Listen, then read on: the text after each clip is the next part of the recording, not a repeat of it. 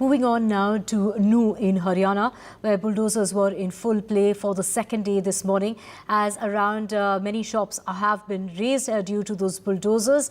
The bulldozer action continued and demolished illegal construction near the SKM Medical College.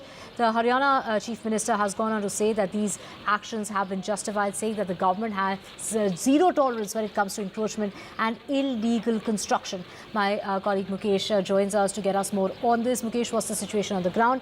As far as the security arrangements are concerned, they've been beefed up since yesterday, but this bulldozer drive continues from 250 shanties yesterday to shops this morning. ये जी नल्लर medical road पे ये unauthorized shops बनी हुई हैं, commercial shops हैं, ये commercial shops हैं without permission है जी। कुल कितनी दुकानें हैं सर? लगभग जो है 45 से ज़्यादा दुकानें बनाई हुई हैं ये, और सर सारे अवैध हैं। लेकिन ये कह रहे हैं कि अवैध नहीं है, हमारे पास रजिस्ट्री वगैरह है। कोई बात नहीं, इसमें कोर्ट का मैटर भी दिखाया है जिसमें डीटीपी और मैं पार्टी नहीं हूँ, तो इसका मतलब इनका आपसी का कोई रंजिश का मामला है, इसमें मेरा कोई लेना देना नहीं है। देखिए, बिल्कुल जो नूह में नल्हड़ रोड है वहाँ पर बहुत सारी पक्की दुकानें हैं जिनको तोड़ा जा रहा है, और पुलिस का दावा ये है कि जिनकी दुकानें हैं वो कहीं ना कहीं हिंसा में शामिल रहे हैं, वायलेंस में शामिल रहे हैं, इसीलिए उन पर ये कार्रवाई की जा रही है। तो बुलडोजर के जरिए कई दुकानों को तोड़ा गया है और ये काम भारी सुरक्षा के बीच किया गया है।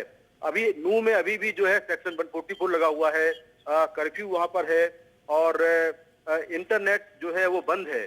तो इसके बीच जो है जो प्रशासन है उसका ये दावा है कि बहुत सारे लोग जो है वहाँ पर इलीगल तौर पर रह रहे हैं, कुछ लोग जो है हिंसा में शामिल हैं, उन पर ये कार्रवाई की जा रही है। और हमने देखा कि किस तरह से कल भी कार्रवाई हुई, कुछ झुग्गियों को तोड़ा गया जो कि नूह के पास थी, और ये कहा गया कि रोहिंग्या और जो बांग्लादेशी नागरिक हैं वो वहाँ पर रह रहे थे, गवर्नमेंट लैंड पर कब्जा कर रखा था।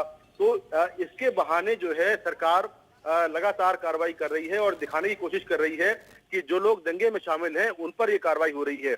लेकिन अभी चूंकि पुलिस की जांच जारी है, तो ऐसे में यह कह पाना मुश्किल है कि क्या ये लोग दंगे में शामिल थे या नहीं थे, लेकिन कार्रवाई जो है वो पहले की जा रही है। In other news now, a tribal man has been injured after a BJP MLA, Ram Lalu Vaishya's son, Vivek Vaishya, fired at him in Madhya Pradesh's Singrauli district. The incident happened on Thursday, and the accused, according to the police, is still on the run. This incident happened a month after the video of the alleged BJP supporter urinating on the tribal man in the neighbouring district of Siddhi went completely viral. Though Vivek has been booked for attempt to murder under Section 307 of the IPC and under provision of the SC/ST Act for the Thursday evening firing, he is yet to be arrested.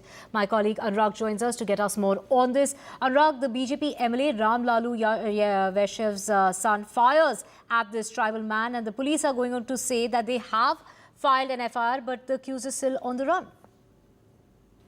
Yes, the incident took place in Morwa region on Thursday evening when two groups were fighting, and the victim, Surya Kumar Khairwar, intervened and tried to broker peace.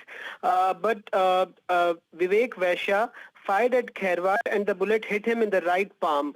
Though the victim is out of danger and he was admitted to the hospital and released on Friday evening, the accused is Vivek Vaishya.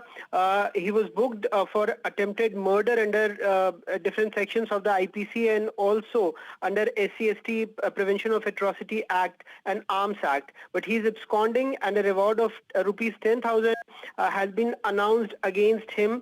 His father, Ram Lalu Vaishya, is Singrauli BJP MLA, but this isn't the first time Vivek, was booked. Last year he was booked for thrashing forest guards and allegedly opening fire. He was arrested but got out on bail, and now the police is saying they are also moving court against the bail in his previous case.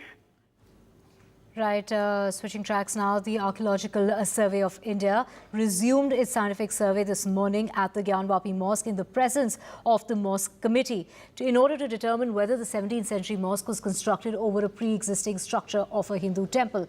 The Government Counsel Rajesh Mishra, who accompanied the ASI survey team during the day-long exercise, has gone on to say that the work will continue as far as the survey is concerned till about 5 o'clock in the evening.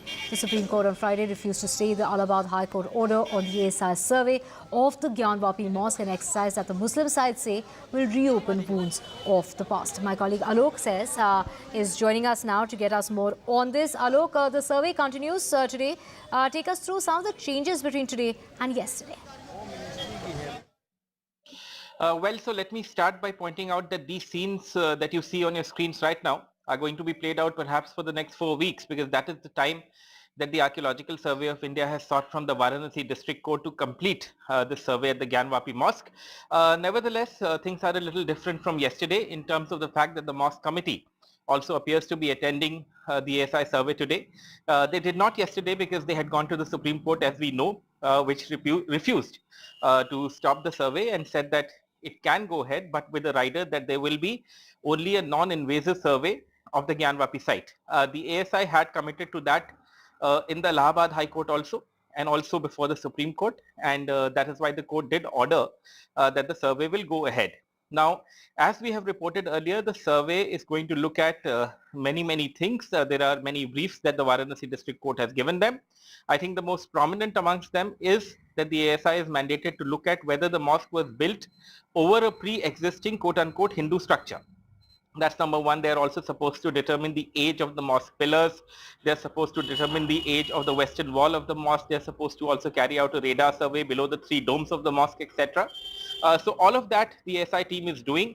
They have said that they're going to use radar imaging and photography as their tools. No excavation is what has been agreed on. So at the moment, that is how the survey is taking place. You could say today is day 3. Some will call it day 2. But if you remember, on the 24th of July, there was a 5-hour survey before. It was first stayed by the Supreme Court and sent to the Allahabad High Court, which then gave the go-ahead to the survey. And the Supreme Court also yesterday said that, yes, the survey can go ahead. So this is what is happening in Varanasi right now. But like I said, similar things will continue to happen, perhaps at least in the next few days. Right. Thank you so much, Alok. We will keep tracking that story and coming back to you for more on that. Switching tracks again. Sushil Gujjar, the husband of Jaipur Heritage Municipal Corporation Mayor Munish Gujjar, and 2 others for allegedly taking a 2 lakh rupee bribe in exchange for issuing a land lease. The complainant has gone on to claim that he, along with his 2 aides, Narayan Singh and Anil Dubey, had been demanding 2 lakh rupees from the complainant to expedite the approval of a lease application for a plot. The officials say that they laid a trap based on the complaint and arrested them. So they have been caught red-handed. And with that, we're slipping into a very short break. Lots more coming up on the other side. To stay with us.